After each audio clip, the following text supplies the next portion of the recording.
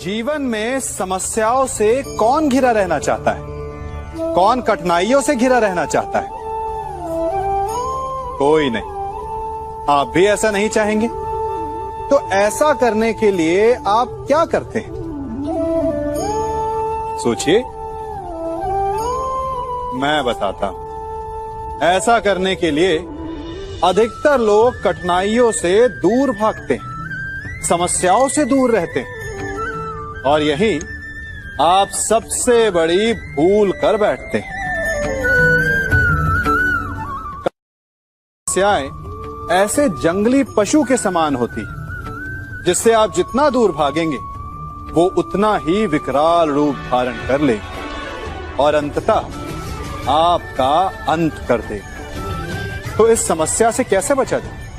इसका हल क्या है? इस समस्या का हल है कि आप अपने परिश्रम से, अपनी लगन से, अपनी दृढ़ता से उस समस्या को छोटा कर दें। यदि नाविक को कुशल खेवैया बनना है तो वो शांत समुद्र में नहीं बन सकता, उसे तूफान का सामना करना पड़ता है। स्मरण रखिएगा। मैं क्या कर रहा हूं? मैं इस पौधे को सींच रहा हूं। आप भी ये कार्य प्रतिदिन करते हो। जब इस पौधे को जल देंगे तभी ये फलवित होगा, इसमें से फूल निकलेंगे, इसकी सुंदरता बढ़ेगी। परंतु प्रतिदिन ये कार्य करने के पश्चात भी हम इससे एक महत्वपूर्ण सीख लेना भूल जाते हैं। हम कभी पौधों के पत्तों पर, उनकी डालियों पर, उनके फूलों और फलों पर जलधारा नहीं डालते, उन्हें धोते नहीं, परंतु फिर भी वो पनपते हैं। यदि जल जड़ में जाए, वही सफलता का मूल है। यदि आप एक बार में अनेक कार्य करने जाएंगे तो आपको एक कार्य में भी सफलता नहीं मिलेगी, परंतु यदि आप बुद्धिमता से, दृढ़ मन से एक कार्य साधेंगे तो एकाएक स्वतः ही सारे कार्य सध जाएंगे। जो आपका मूल है, जहां से आपको सिंचाई मिल रही है, यदि आपने उसी जड़ को छोड़ दिया तो एक सूखे पौधे की भांति आप भी सूख कर गिर जाएंगे और अंततः अपना अस्तित्व खो बैठेंगे। कभी कभी हमें लगता है कि हमारे अपने, हमारे हितैषी, हमारे माता पिता को हमारे मन की बात ही नहीं समझ आ रही, जैसे उन्हें हमारे हर कार्य में, हर निर्णय में खोट दिखाई दे रहा हो। और ऐसे में हम कर बैठते हैं विद्रोह। ऐसी अवस्था में हमें वही अच्छा लगने लगता है जो हमारी मन की बातों का समर्थन करे। हम उसे ही अपना हितैषी समझ लेते हैं। परंतु जो आपसे मीठी बातें कर रहा हो वो आपका हितैषी है, ये आवश्यक नहीं। कुछ विषैले फूल बड़े सुंदर दिखते हैं, कुछ विषैले फल असाधारण रूप से बड़े स्वादिष्ट होते हैं, और ये भी आवश्यक नहीं कि हमारे रोगों का निदान करने वाली औषधि सदा मीठी हो। इसलिए विष और औषधि में अंतर को परखने का प्रयास करें। हो सकता है जो आपके हित की बात कर रहा हो वो आपको संकट के गर्त में ले जा रहा हो। बात बात पर आवेश में ना आए। हो सकता है कि आपके माता पिता की कड़वी बातों में आपका ही हित छिपा हो, और माता पिता को भी प्रयास करना चाहिए कि यदि उनकी संतान अनुचित निर्णय ले रही है तो उसके अनुचित होने का भान प्रेम से करवाएं, दबाव और शासन से नहीं। क्योंकि कभी कभी कटु शब्द और कटु वचन अनुचित निर्णय को और पक्का कर देता है। जीवन में सभी केवल सफल होना चाहते हैं, केवल विजय चाहते हैं। कोई भी पराजित नहीं होना चाहता, कोई भी असफल नहीं होना चाहता, कोई भी नहीं चाहता कि उसके प्रयास व्यर्थ जाएं। यदि एक दृष्टिकोण से देखा जाए तो ये उचित भी है, परंतु असफलता में भी एक अच्छी बात छिपी होती है। कैसे? मैं बताता हूं। सफलता आपका परिचय संसार को देती है। विजय के पश्चात संसार आपको जानने लगता है और असफलता आपका परिचय संसार से करवाती है। पराजय के पश्चात आप अपने जीवन को जानने लगते हैं। इसलिए सफलता और असफलता से घबराए नहीं। यदि आपकी सोच सकारात्मक रहेगी तो यही असफलता, यही पराजय आपको और अधिक शक्तिशाली बनाकर प्रस्तुत करेगी और जीवन में विजयी बनाएगी। से ये सृष्टि बनी है। नदी की धारा और चट्टान के मध्य सदा संघर्ष रहा है, परंतु हर बार चट्टान की कठोरता को हारना पड़ता है और नदी की धारा कोमल होते हुए भी कठोर चट्टान को काट देती है। कभी सोचा है क्यों चट्टान इतनी कठोर और जल इतना कोमल, चट्टान इतनी दृढ़ और जल इतना लचीला, फिर भी सदा जल कठोर चट्टानों के मध्य से अपना मार्ग बना ही लेती है? कारण केवल एक है और वो है लगातार चलने की क्षमता।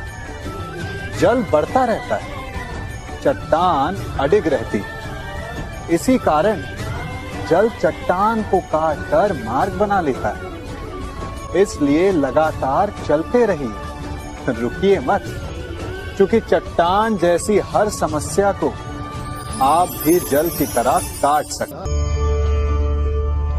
हम सब शीघ्र ही सफलता चाहते हैं, ढेर सारी संपत्ति और सुख चाहते हैं, और ऐसे में कई बार हम छोटे मार्गों का चयन कर लेते हैं।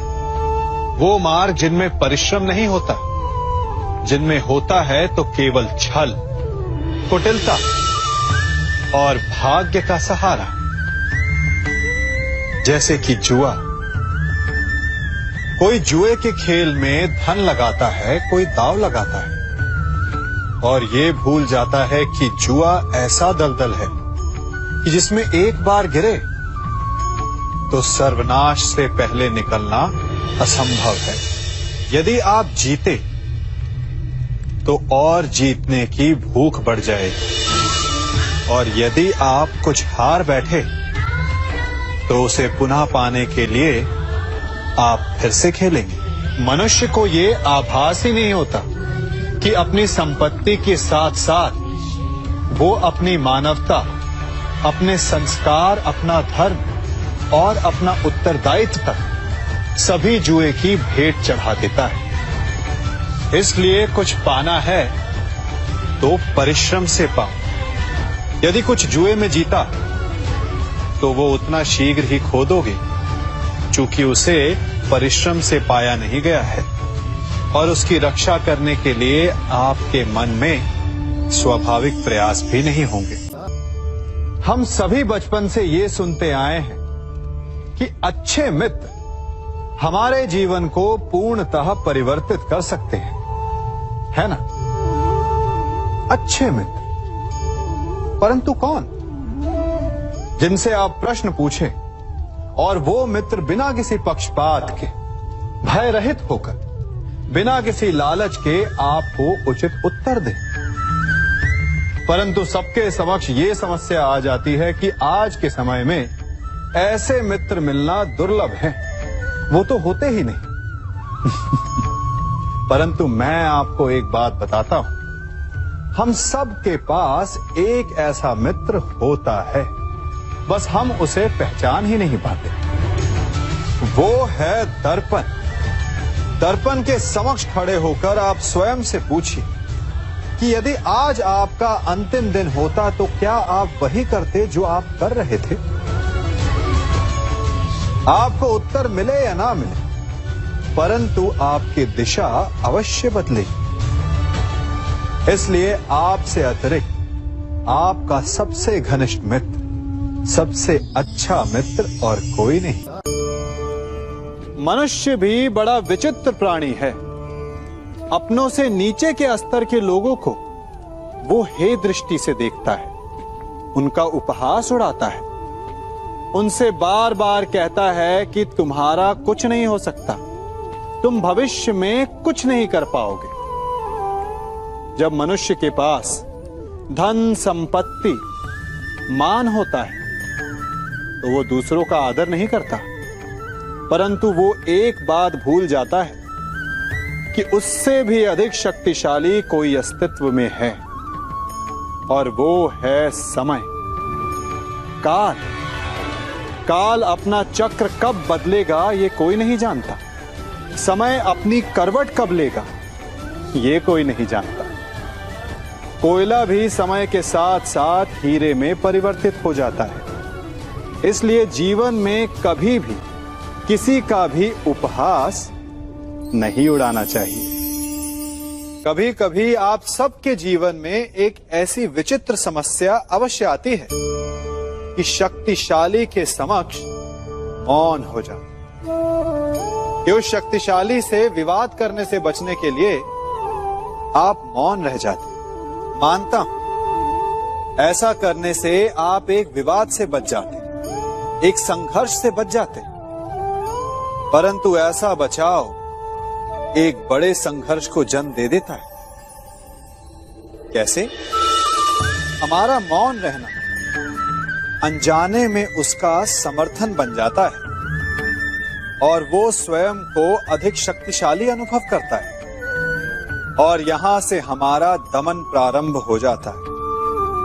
एक के बाद एक हम अन्याय में अनचाहे रूप से सम्मिलित होते चले जाते हैं। तो इसका तोड़ क्या है? ये समझने के लिए ये जानना आवश्यक है कि ऐसी कौन सी बात है जो आपको विरोध करने से रोकती है। ये सामने वाले की शक्ति नहीं जो आपको रोकती है, ये आपके भीतर छिपा भय है जो आपको रोकता है। हाँ, कभी कभी भय आपकी सुरक्षा अवश्य कर सकता है, परंतु साथ साथ ये भी जानना आवश्यक है कि ये भय ही है जो आपको मौन भी रखता है। इसलिए अपने मन से भय को निकालिए और खुलकर अनीति का, अन्याय का विरोध कीजिए, और फिर देखिएगा आपका मन कितना मुक्त, कितना हल्का अनुभव करेगा। जीवन में सफल कौन नहीं होना चाहता? पद में, प्रतिष्ठा में आकाश जैसी ऊंचाई किसे नहीं चाहिए? स्थिरता में भूमि जैसी दृढ़ता किसे नहीं चाहिए? सभी को चाहिए, परंतु सफलता का पुष्प अपने साथ अहंकार का कांटा भी लाता है। सफलता आपको आनंद देती है, उपलब्धि आपको गर्व देती है, और फिर यही आनंद धीरे धीरे अहंकार में परिवर्तित हो जाता है, फिर अतिक्रमण में, और अंततः अन्याय में। और यही से सफलता का नाश प्रारंभ हो जाता है। यदि आप चाहते हैं कि आपकी सफलता लोगों की दृष्टि में सम्मान बनकर रहे, लोगों के मन में शूल बनकर नहीं, तो ये आप वृक्ष से सीखिए।